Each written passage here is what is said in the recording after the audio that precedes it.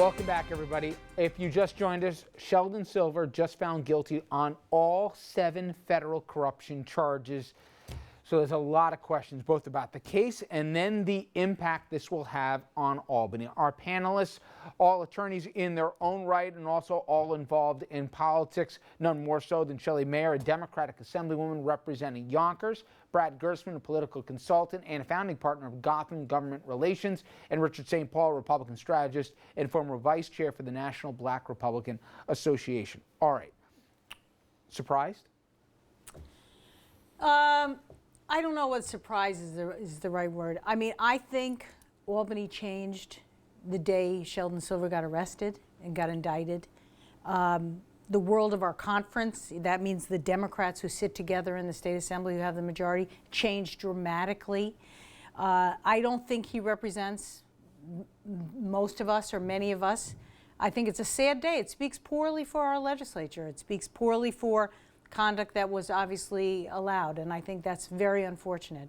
But it doesn't speak for the many men and women of both parties who handle this as a full-time job and do so with integrity. And I want to talk about the impact on Albany going forward. Obviously, there's concurrent trial going right now in the same plaza with a Senate leader or a one-time Senate leader. But Brad, former prosecutor, yourself here.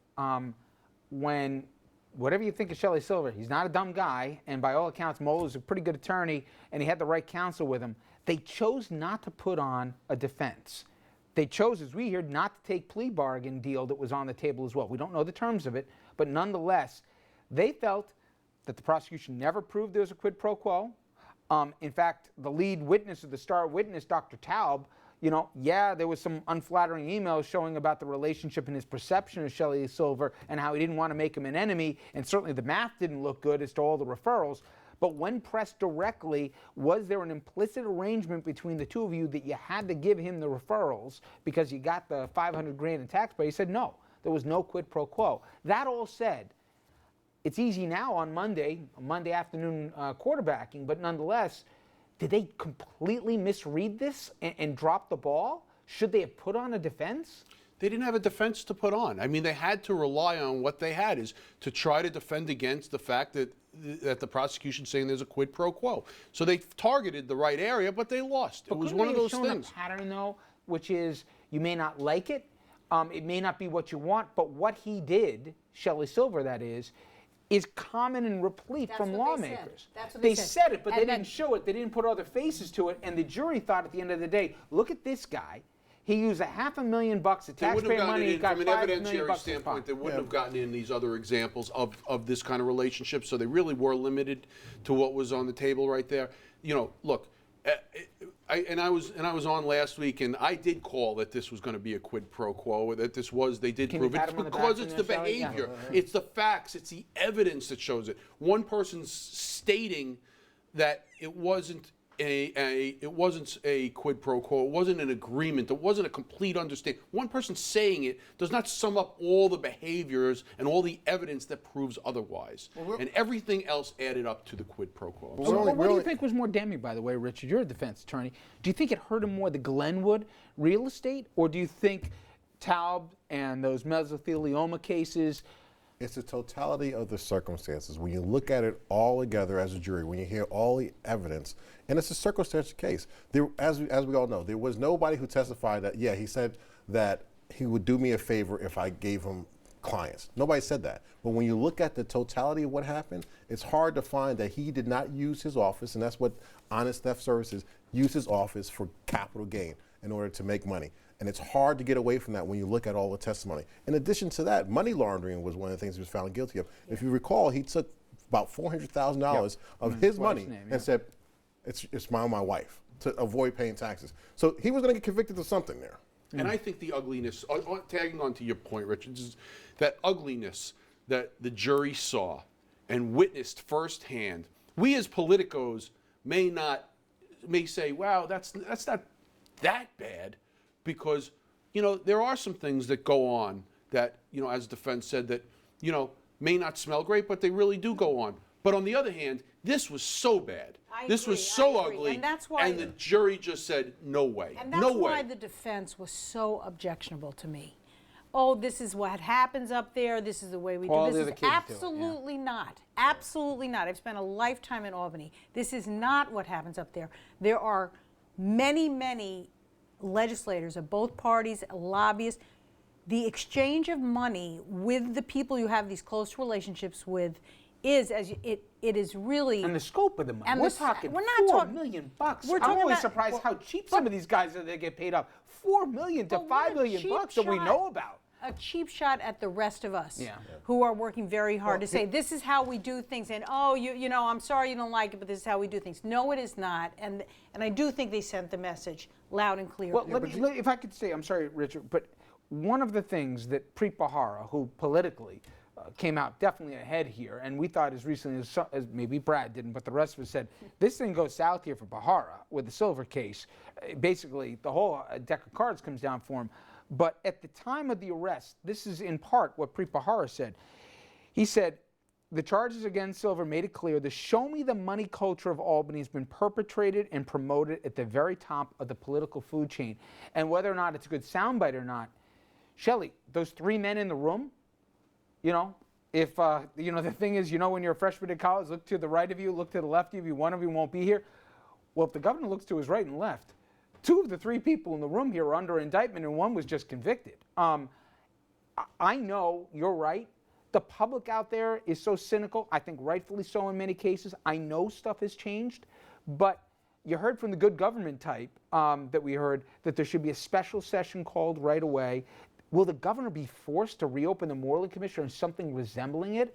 Is there going to be so much pressure? I mean, the Skelos case is more, I think, you know, open and shut than even the Silver cases. What happens next as a reaction to what happened today? Well, a lot has already happened, and I think that gets lost in the shuffle. First place, we elected a new speaker. I was part of the reform movement. Yep. As someone who had a long relationship with Sheldon Silver, who said, we need to change things. We need to have a voice.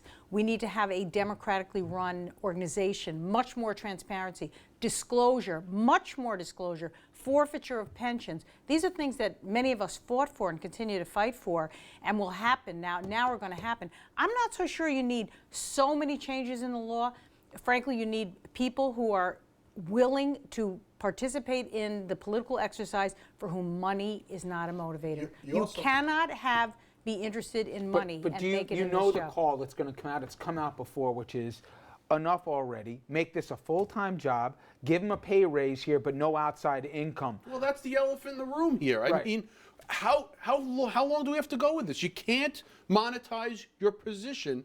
You can't be up in Albany, and as one very smart person put it to me, is you can't take those relationships and make money from them. Well, the people are the victim of their circumstances because you're in a position to monetize your position, so to speak. So by allowing me to be a lawyer in a firm is going to influence people to come Well, to if the I'm a firm. client, because why would I go to you if you're working 4 Exactly, days a but week there- in but there- Albany you know what? unless you can help me with There's access? technically nothing wrong with Right. that if you use your influence because people want to come to your law firm. But No. obviously, you cannot work. I mean, you're going to be voting on their stuff.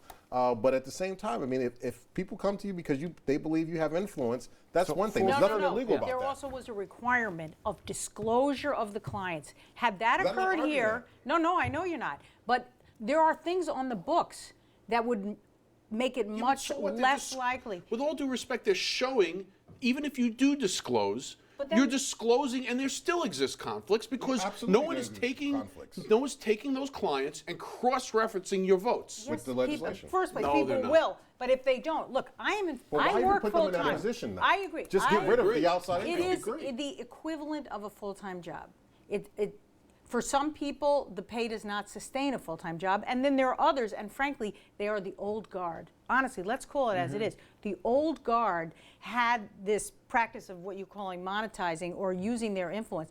These newer members, and they are the majority in our house, are not in this business of having a second income that uses their relationships. That they is are true. not. Most It has legislators don't have an changed. outside income It in has New York State. changed. This More is so a now than ever minority. before. That's Yes, the certainly true. trend You is gotta make it a the full-time trend job. is to get away, and the answer is to make it a full-time job. Pay them what Congress gets, and let them go on without and having Look take what the the city power. council is proposing, know. right? And then compared to people who obviously impact the whole state, not just the city. Listen, I know I'm accused of many things, but one of them is blowing sunshine. you've had to take some painful decisions and break ranks with people that you did a lot to change this. You were at the forefront when you guys picked a new speaker and everything else. Is it get to a certain point? Is this a good day for Albany? In that there is a punctuation point to say no more. I mean, just think if Shelley Silver walked tonight, it would have basically said, we might have thought it smelled funny what he did, it might have looked terrible, it might have been terrible messaging, but his defense was all the other kids did it. And if he was acquitted, he'd have kept his job, maybe he wouldn't have been speaker, but he would have gone right back up to Albany, and what would have been the lesson learned for everybody? You know what? Don't be so obvious. Here's what I would say. One of the other things that has to happen, and what the legislators can do, because I worked up in Albany, we've had the pleasure of working together, is that the power, you have to take the power out of the three guys in the room, because it's always been three guys in the room. And that is, if I'm a senator or an assembly person, I have to wait for the speaker to bring my legislation to the floor. And that's how the leaders in both the Senate and the Assembly coalesce powers, because nobody can do anything without them moving their legislation to the floor. So you've got to be able to empower legislators to get their legislation on the floor. That weakens the leadership and the influence. Like the Vito Lopez case and how Shelley Silver handled that. And with a wink and a nod, things just disappear and everything else. And Look, time was up for Shelley. You know what? This is an example of just staying too long, okay? Besides just breaking the law. You know, he stayed too long to a point where you get so comfortable and you start to forget right and wrong, I believe. And yeah, there are some deals that were cut that were really, really ugly with the Vito Lopez. And you know, Shelley probably should have cut his own tenure shorter. And more laws aren't going to hurt. There's already at the Joint Commission for Ethics, you have filing requirements, there's Board of Election requirements. You have a ton of laws up there already. Let me do my more job laws here aren't is going to saying, do it. if Skelos is convicted, He will be. okay, you're not going on a limb there. But if those two guys are convicted, the obvious question then is begged, wait a minute, why again was the Moreland Commission shut down when two of the three guys here were obviously up to no good? The question then goes to the governor, okay? I don't think the governor's just going to say, leave it alone. He's going to do something, or Bahara's going to do something. He hasn't gone through all this source here if he's not looking to have a punctuation point after these two cases, if they're said. What's the next step that happens? I know you're right. People don't believe me, but I say it all the time. There have been some changes in Albany. That being said, the public wants more. No, I wouldn't say that. I said Oh, the they governor. do. The Oh, governor they do, Richard. Look, the public doesn't like corruption, but when you look at their list of things they're worried about, it's not corruption. It's not number one. You can let. If there's a conviction for Skelos, and there's already been a conviction for Shelley, you can let that die and say that's the end of an era. That's the end of the corruption. We've seen about 6, 7 legislators go to jail. That's the end of an era. Do you think the public thinks that the governor who shut down the Moreland Commission, and then these two guys, because the U.S. Attorney chose to seek... It's not even a topic right now. Nobody's even talking about it. What we're talking about is Shelley Silver and Dean Skelos, and you can call it the end of an era and then move on. They could spin this. Richard's defending Cuomo. This is a... I'm really not. They could spin it, but I do believe there's going to be a public outcry for some legislative fixes regarding to avoid and to keep corruption out of all. Yeah, but what's the fix then? The only thing I can say is it's got to be no outside income, full-time legislative. No, there's many other aspects that are on the table. There's a public financing of elections so that basically you don't have to only be a rich person or Republicans aren't going to pass that. I understand, what's but politically I'm saying feasible? Yeah. There are things governor's out there. not The gonna pass that. LLC loophole, which allows the funneling, and Shelley was a The beneficiary governor's of that. not going to allow that either. I understand, but you're asking me, there are things out there that we in the Assembly can push for.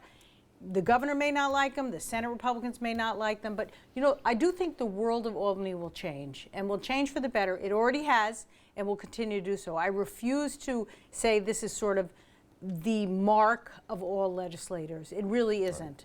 It's got to be exhausting for you. End though, of an era. honestly. No, it really does. Like, honestly, one of the nicest people, and sometimes, not that you defend the indefensible, because you don't, but at the same time, you got to answer questions about something that, frankly, you want to wash your hands of, I think that's an endorsement for Governor Shelley. That's right.